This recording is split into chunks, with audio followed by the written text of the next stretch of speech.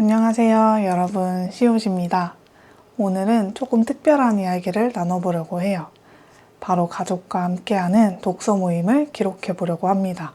동생과 블로그로 독서 모임을 한다고 말씀드렸는데 더 자세하게 알고 싶다는 분들이 계셨어요. 어떻게 알려드리면 좋을까 고민하면서 지난 글을 읽어봤어요. 우리는 이제 한강의 채식주의자를 읽을 거야. 세 편의 연작소설 중 첫 번째인 채식주의자를. 여기에 고기를 먹지 않는 아내와 그런 아내를 이해할 수 없는 남편, 그리고 수많은 주변 사람들, 예컨대 여자의 가족들과 남자의 회사 사람들이 나와.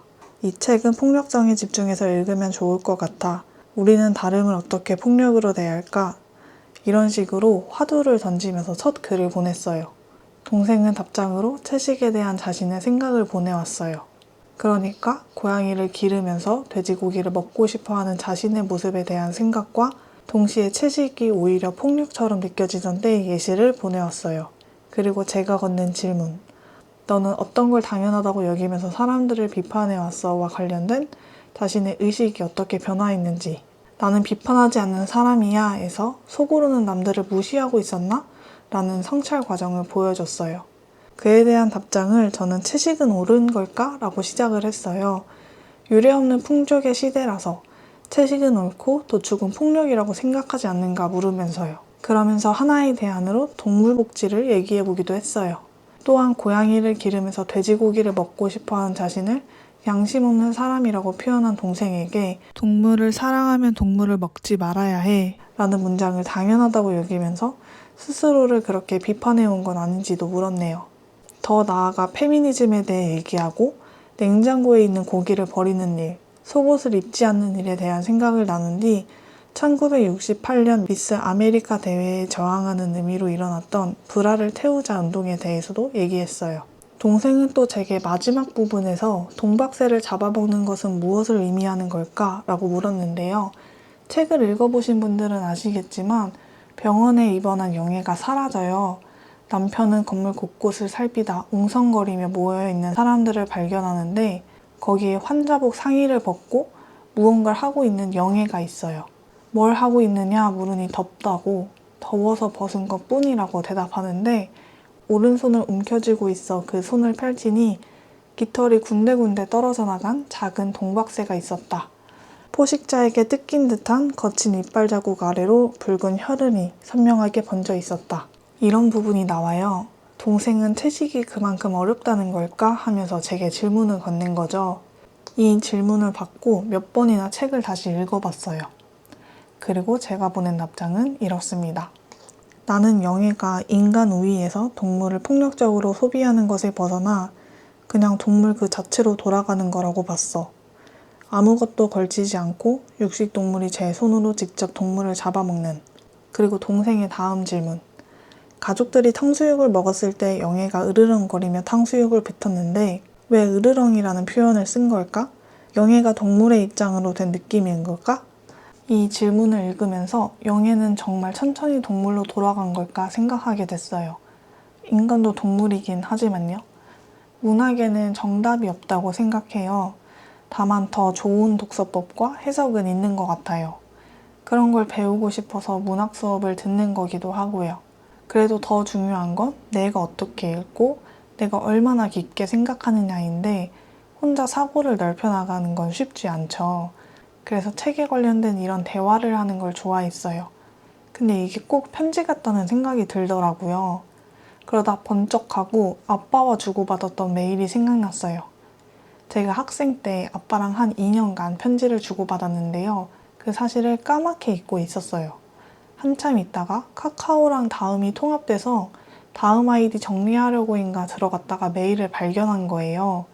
저는 어렸을 때 아빠랑 그렇게까지 밀접하다고 생각하지 않았는데 제 고민도 많이 털어놓고 사랑한다는 표현도 많이 했더라고요. 아빠의 사랑도 보이면서 그걸 읽으면서 마음이 참 이상했어요. 그리고 오랜만에 메일에 들어가서 다시 읽어봤어요. 시험 얘기, 날씨 얘기, 식물 얘기, 연예인들의 결혼 소식까지 그때만 할 수 있는 이야기들과 고민들, 응원들을 다시 보니까 재밌기도 하고 엄청 큰 추억이더라고요. 그리고 책 얘기도 있었어요. 그래서 여러분께 조금 들려드리려고 해요. 오늘은 회사에서 나눠준 책 2권을 가지고 왔다. 책을 읽고 나중에 시험도 본다고 한다. 아빠 나이가 되었는데 아직도 시험을 진다고 하니 조금은 염려스럽다. 60점 이하이면 과락이 된다고 하니 꼭 읽어야겠지. 아빠도 본북이지만 1차 시험을 보았다. 책 2권에서 24문제를 보는 것인데 총 4차 시험까지. 그러니까 8권의 책을 준다는구나. 1차 시험은 무사히 100점을 맞았단다. 아빠는 어제 저녁엔 아예 텔레비전을 보지 않고 퇴근하고 바로 와서 세면하고 책을 읽었다. 텔레비전을 막상 보지 않으니 그런데도 괜찮더라. 오늘도 가능하면 안 보려고 오자마자 머리 감고 세면하고 너에게 편지를 쓴단다. 그리고서 무협지를 읽고 마지막엔 기도를 하고 잠이 들려 한다. 왠지 하고 나니 나도 텔레비전을 안 봐도 견딜 수 있는 날이 있구나 하고 스스로 대견하기도 하다. 가능하면 올해는 보지 않고 책 읽는 위주의 생활을 하려고 계획은 하고 있는데 잘 해내리라 스스로 다짐을 한다. 아빠는 시험 볼 때 무슨 책을 읽었을까? 여전히 궁금하고, 나는 그때는 자기계발 책을 많이 읽었었지 하며 읽다 보니까 책 얘기를 좀 더 깊게 나눴더라면 어땠을까 생각이 들었어요.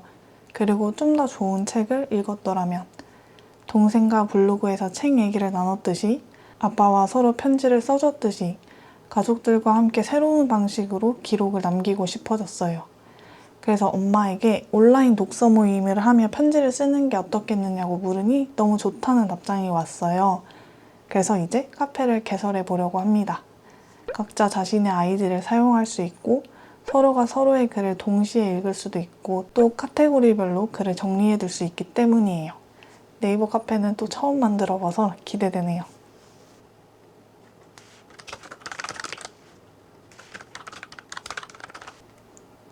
배너 디자인은 엄마한테 부탁해서 만들어 놨어요.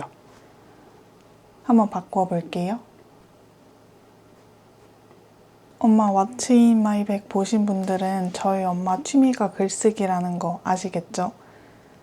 엄마가 예전에 수레글빵이란 곳에서 책 대여를 받아 읽었다고 해요. 저 임신했을 때 책을 어마무시하게 읽어서 신간이 나오면 엄마에게 읽어봐 달라고 협찬해줬대요. 재밌다고 하면 구입 건수 늘리고 별로라고 하면 구입을 안 하거나 소량만 구입하려고요. 수레글빵이 잘 되던 차에 서점 개념의 책 대여점이 생기기 시작했는데 엄마가 그 책 대여점을 전국에서 2번째로 열었대요. 그래서 수레글빵이 되게 의미 있는 이름이라고 하더라고요. 수레는 바퀴, 운송수단을 의미하잖아요.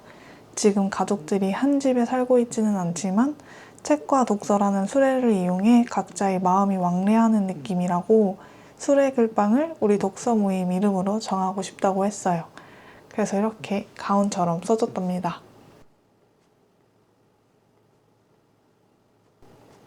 카테고리는 자유 게시판만 하나 만들고 읽을 책에 따라 게시판을 하나씩 추가하면 좋을 것 같아요. 우선 함께 읽을 첫 책으로 알베르 카뮈의 이방인을 골랐기 때문에 알베르 카뮈 폴더와 이방인 게시판을 만들게요.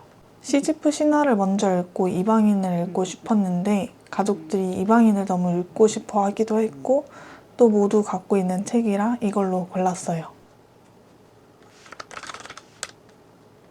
그럼 제가 먼저 인사말을 써보겠습니다.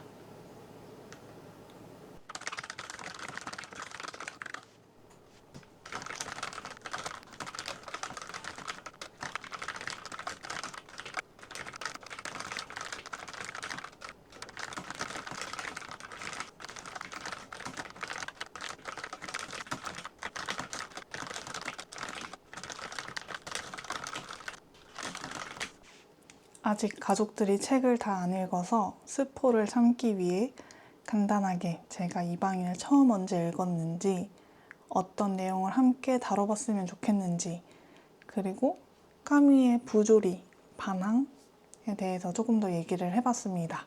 그러면 이제 다음 답장을 기다릴 일만 남았네요.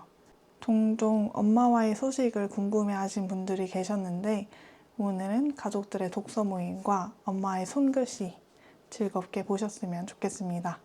그러면 다음 영상에서 만나요. 안녕.